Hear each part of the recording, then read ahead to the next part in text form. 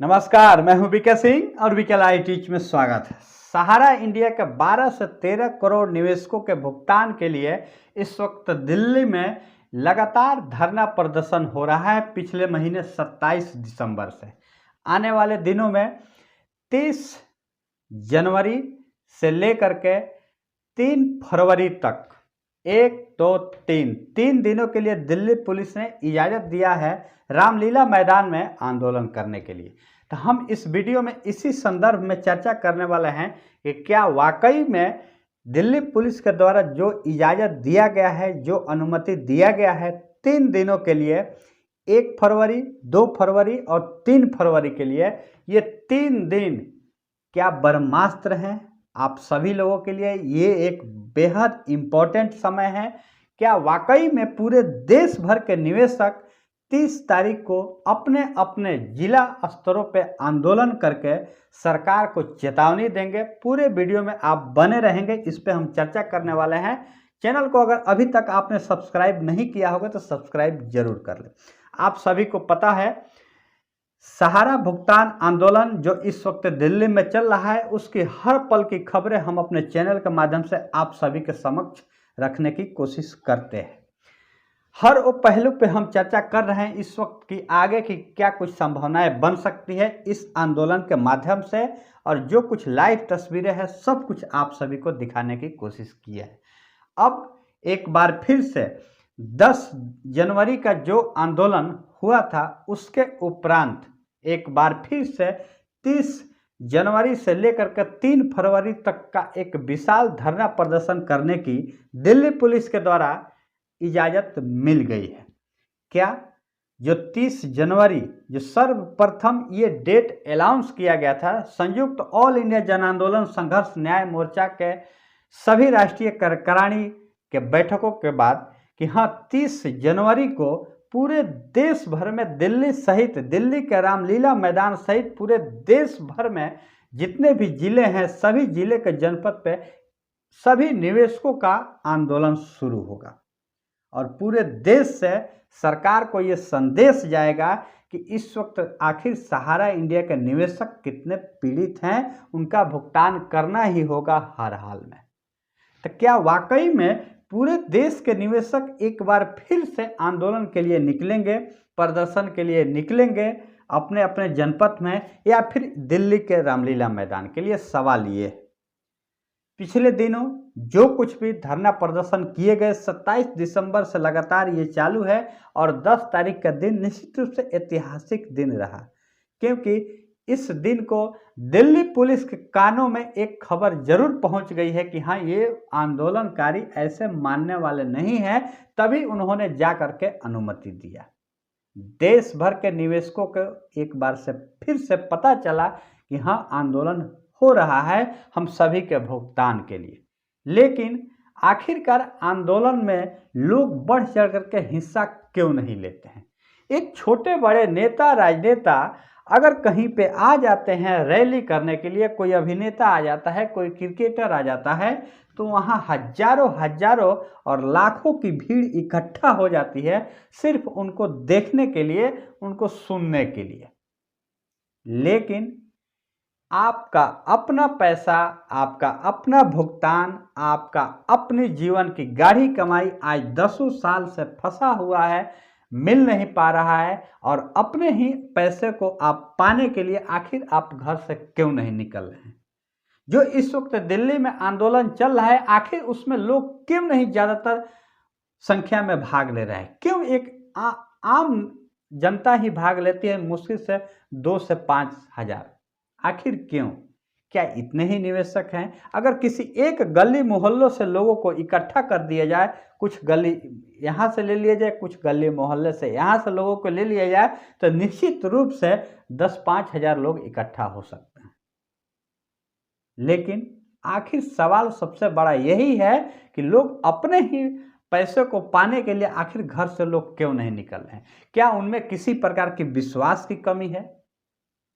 हम लगातार इस आंदोलन को सपोर्ट करने के लिए हम अपने स्तर से प्रयास कर रहे हैं और आप सभी का भी प्रयास सराहनीय है जो इस वक्त हमारे वीडियो को देख रहे हैं या फिर लगातार हमारे चैनल से जुड़े हुए हैं। हमने एक आह्वान किया था कि इस आंदोलन को आप आर्थिक सपोर्ट करें। हमने एक वीडियो में कहा था और सिर्फ इसी के लिए एक वीडियो बनाया था, आप सभी के समक्ष उसको रखा था कि इस आंदोलन को आप आर्थिक सहयोग करें, चाहे वो 1 रुपया की ही राशि क्यों ना हो। मेरे एक कहने पे सैकड़ों साथी से ज़्यादा, हम तो अब गिनती भी नहीं कर पा रहे हैं, लगातार हमारे वीडियो में कमेंट करके इस बात की जानकारी दे रहे हैं कि हमने 1 रुपया, 1000, 1100, 500, 200, 300 इस प्रकार की राशि लोगों ने मदद की है डायरेक्ट ट्रांसफर करके, चाहे वो गूगल पे हो या फोन पे हो। तो आखिर सवाल ये है कि अगर आप इतना कोशिश कर ही रहे हैं तो आप अपने घरों से क्यों नहीं निकल हैं। आपके पास अब एक मौका है और हम आपको मोटिवेट करने की कोशिश कर रहे हैं लगातार अपने स्तर से।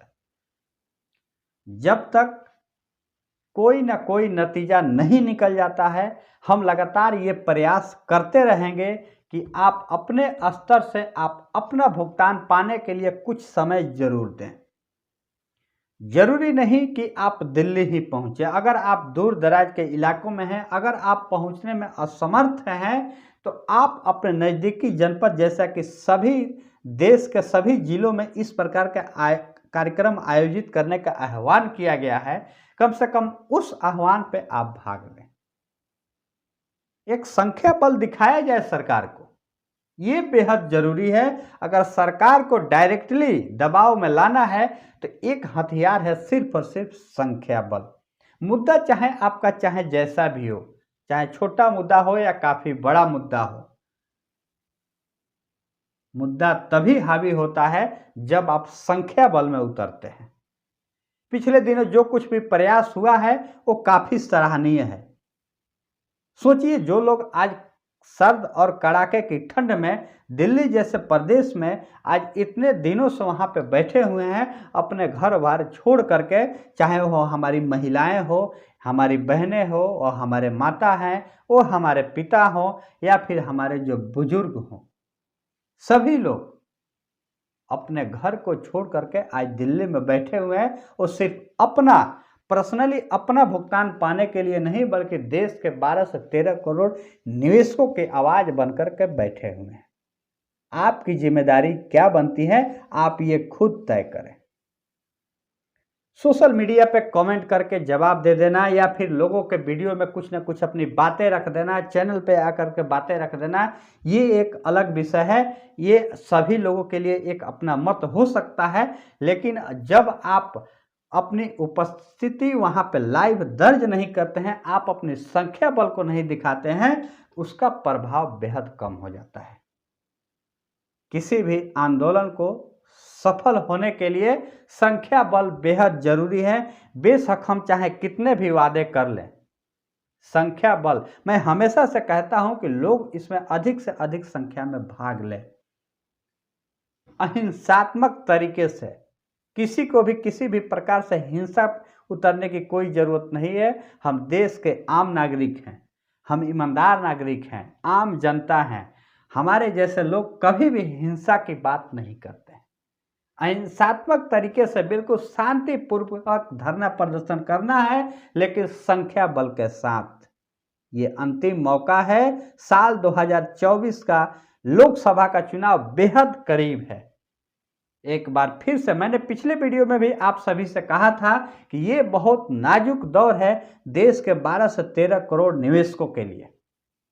निश्चित रूप से आने वाले लोकसभा चुनाव के पहले अगर कोई अंतिम फैसला नहीं हुआ, अंतिम निर्णय नहीं हुआ, तो निश्चित रूप से आप 5 सालों के लिए एक बार फिर से आप अपने बस्ते को बंद करके बैठ जाएं, और बैठना होगा। फिर आपको इंतजार करना होगा कुछ अगले समय के लिए। तो ये अंतिम मौका है, बहुत ही महत्वपूर्ण समय है।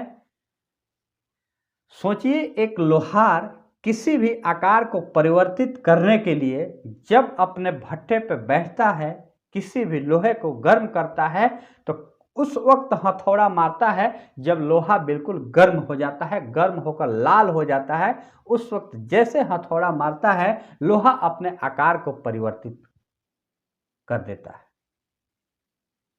ये वही समय का महत्व है और उसी महत्व की मैं आज बात कर रहा हूँ। ये बहुत बेहद इम्पोर्टेंट समय है, बेहद महत्वपूर्ण समय है। इस समय के महत्व को आपको समझना होगा और आपको अपने घरों से निकलना होगा। थोड़ी कठिनाई और सही, आप एक बार घर से निकल करके देखें, निश्चित रूप से आने वाला कल एक सुनहरा पल में बदल सकता है। प्रयास करना होगा, घर से निकलना होगा।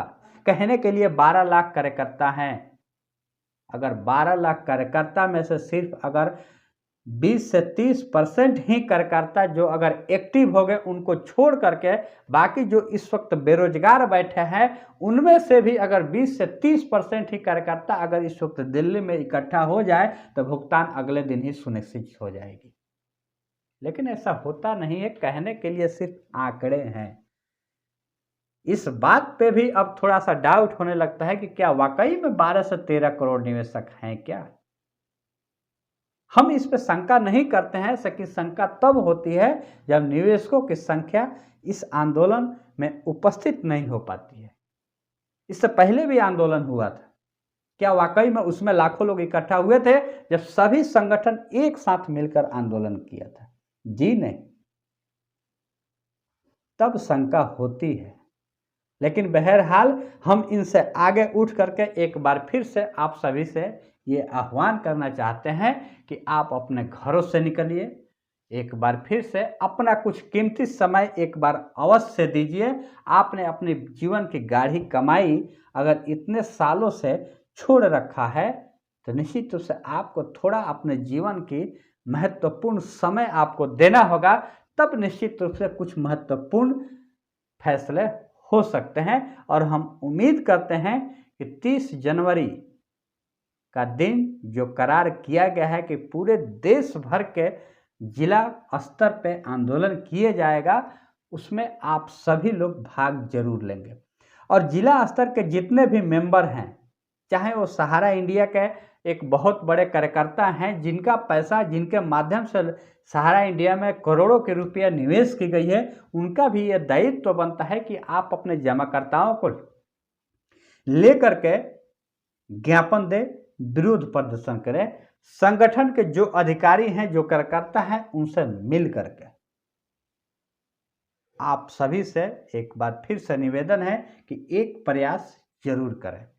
कोशिश करने वालों की कभी हार नहीं होती। मैं हमेशा से कहता हूं, सत्य परेशान हो सकता है लेकिन पराजित नहीं हो सकता। मिलेंगे नेक्स्ट वीडियो में, तब तक के लिए जय हिंद।